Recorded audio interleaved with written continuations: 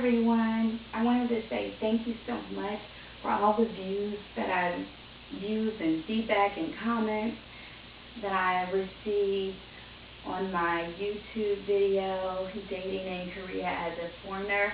Thank you so much. And I'm really glad about that because a lot of the guys said I was male bashing, and a lot of the women felt like I was being strict on them and whipping them and basically just telling them, you need to do right too, not just the men, you too. And I'm really glad because to me that made me feel like I was controversial. And I know people are still going to kind of disagree with that, but I mean, not controversial, but I was truthful about my opinions. I feel like people felt like I was truthful about my opinions, and I saw it from both sides, and so I'm grateful for that. Okay, so the first question that I'm going to address from one of my viewers, subscribers to my blog or to my YouTube page or Facebook is, why does Scooby spell Korea with a C? That is the dreaded question we all want to know, right? Well, there is a little bit of an inside joke, and there is also a history behind it, actually. There's something that I went through between February and April here in Korea, and that I'm actually going to tell you more about that on a separate video. But before I go into that, what I'm going to say is that a lot of the English teachers know that if they walk around Korea just a few minutes, they'll see a lot of misspelled signs in English or billboards or t-shirts. And a lot of times we're like, you didn't want to ask one of the 50 million English teachers you have walking around Korea? You didn't want to ask them and double check how to spell that? And so it never really bothered me because I'm not really one of those people to correct someone's grammar, even on the English teacher. But like before I became a teacher, I was never really one of those people. But of course I do it for my students.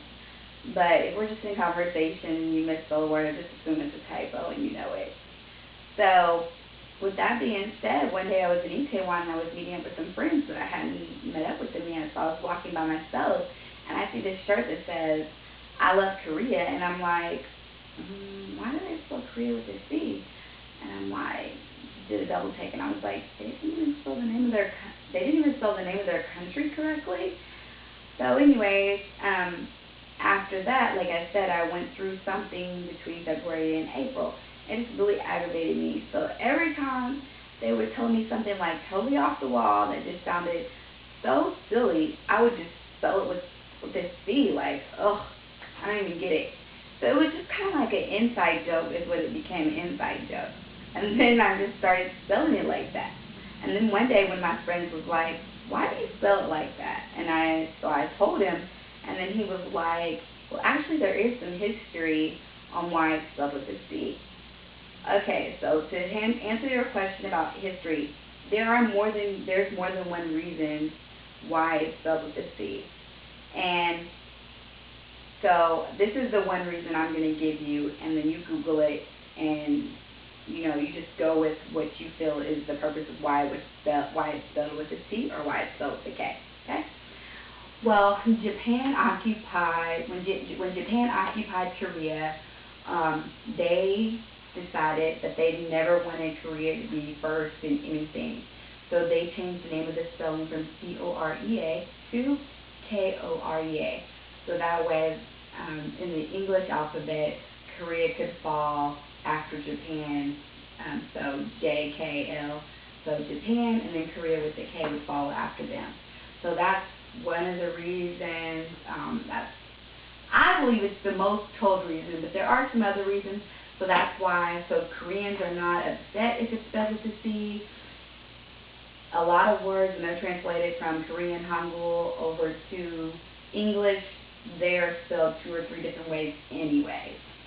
So that's the reason why. It's more of an inside joke, and I know people just find it funny, but it's not disrespect. Actually, I believe spelling it with a C is a little bit more respectful if you want to look at it that But they're just letters, people, so don't look at it as such a big deal.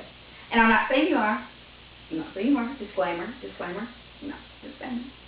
Okay, so to get to some of the questions that people have emailed me and asked me about, was one of the questions is, are there any things that you'd like to know before getting to Korea that you didn't know, or anything I should bring to Korea that would be essential?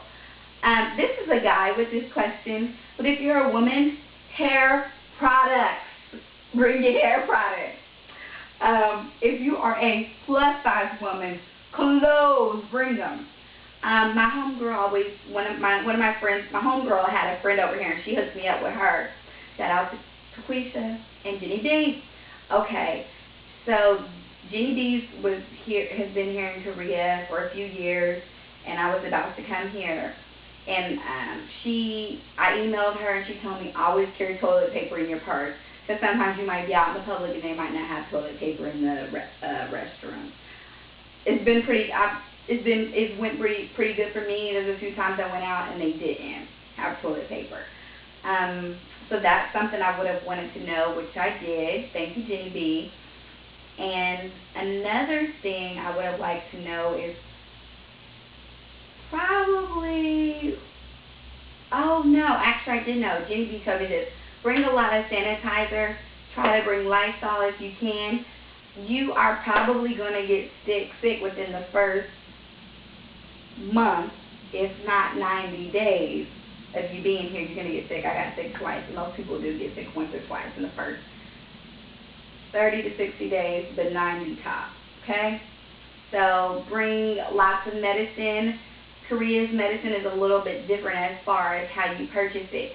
You have to go to the pharmacy for even an over-the-counter medicine. You have to go to the pharmacy to purchase that. Okay?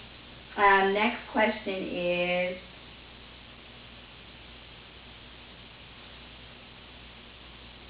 did you use a recruiter?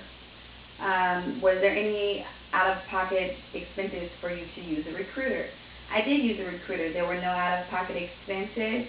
If you're not sure which recruiting agency you should use, maybe if you know which school district you want to work for, you can go to the school district's website, and it can give you a list of what recruiters are recommended to use to apply to that school district. Okay, that's what I did. I used Work and Play, but my best friend and I, we don't really like to recommend recruiters to you or consulting agencies, because recruiters change, and the work ethic here is different. I don't know how else to explain it, but it's a little bit different. So you have to just grill them and ask every single question and not assume anything, and be detailed about looking through your contract, be detailed about your researching. If you know people that live here, ask them questions, worry them to death. It will get on the nerves, but they'll be all right. So, moving along. Next question is from one of my YouTube subscribers, new subscriber, America Jen Yummy. Okay, she's looking to come over here, and she wanted to also know, how did I go about finding a recruiter? It was just a Google search, to tell you the truth.